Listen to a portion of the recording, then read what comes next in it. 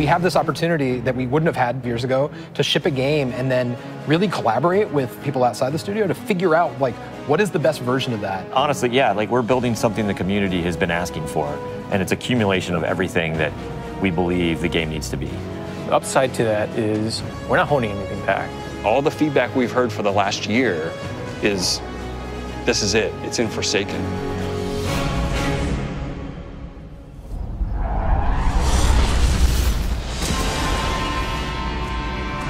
We want this release to have a different tone and a different vibe. We sort of just embrace that Western revenge vibe. You're going to a darker place. You're going to take on a different role as a Guardian.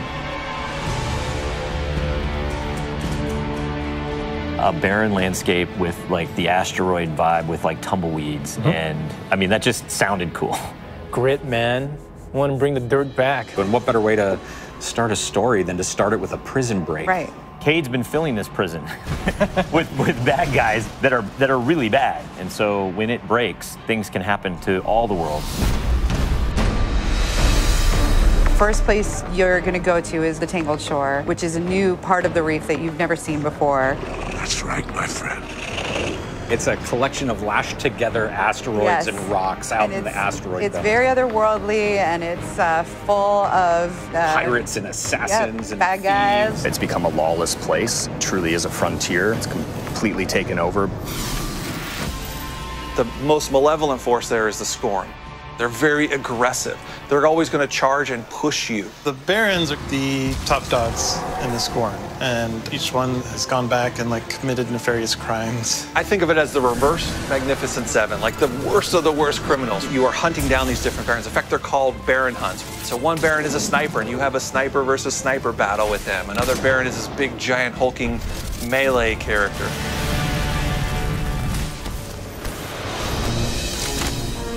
One of the things we're most excited about is the new weapon system. Hey, if you like Destiny 2, great, play that way. But if you like Destiny 1, great, play that way. But if you're crazy, why not 3 shotguns, right? Just for the fun of it. We need to have as many ways as possible, and then we need to have people fighting about it. Like, no, man, you f***ed up, you're taking the wrong weapons, or can I say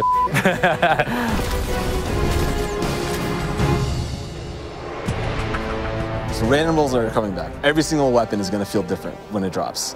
And we're improving the mod system, so you can customize your weapon the way you want it. We've got a whole new masterwork style system coming together where you actually are able to kind of move your levels up over time. And so there's investment back on the weapons again.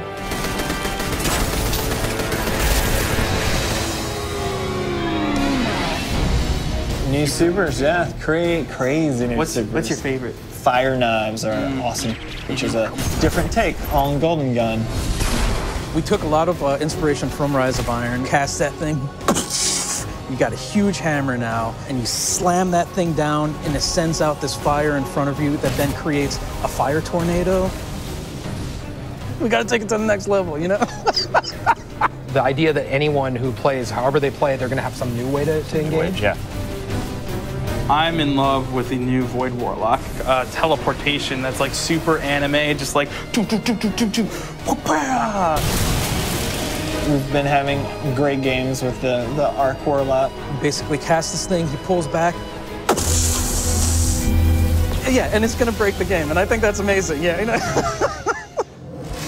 We also wanted a new weapon type that felt meaningful, so we came up with a bow and arrow, which seems kind of crazy, but when you use it, you feel like godlike. It is utilitarian, it's fantastical, it's also sci-fi. So we have a short range bow, we have a medium range bow, we have a long range bow. We built this guy, which is like supposed to be super techie.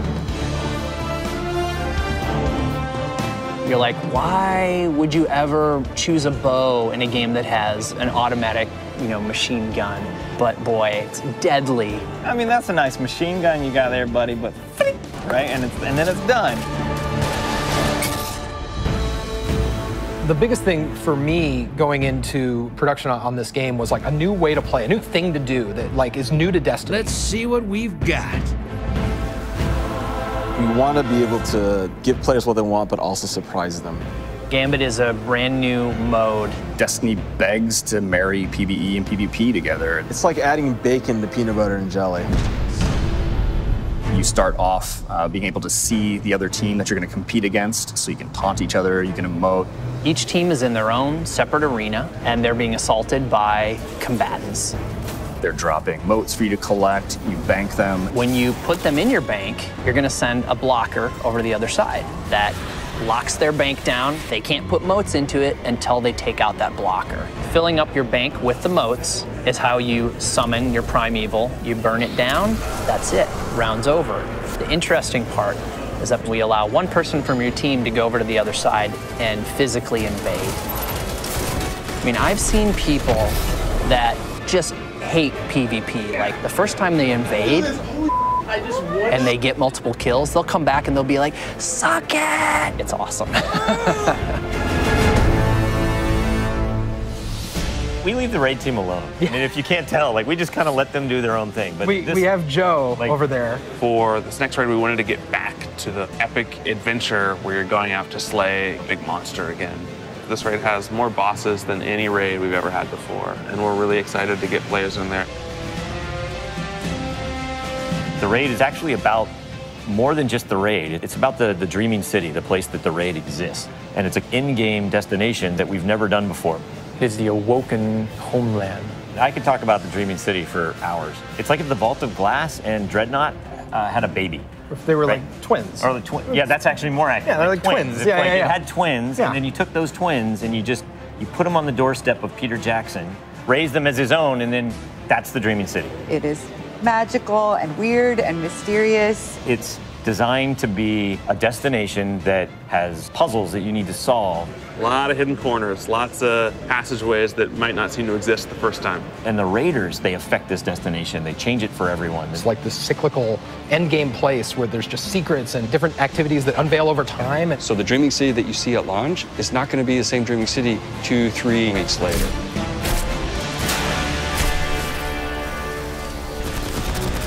So with every design decision we've made for the Forsaken, like the first thing we ask is, how will the community react to this? Players want their investment in Destiny to matter, and they want to be able to see that reflected in the content. We knew we wanted to do something for the collectors in our game, so we built a feature called the Collections. It's a way for you to track all the items that you can go out and acquire.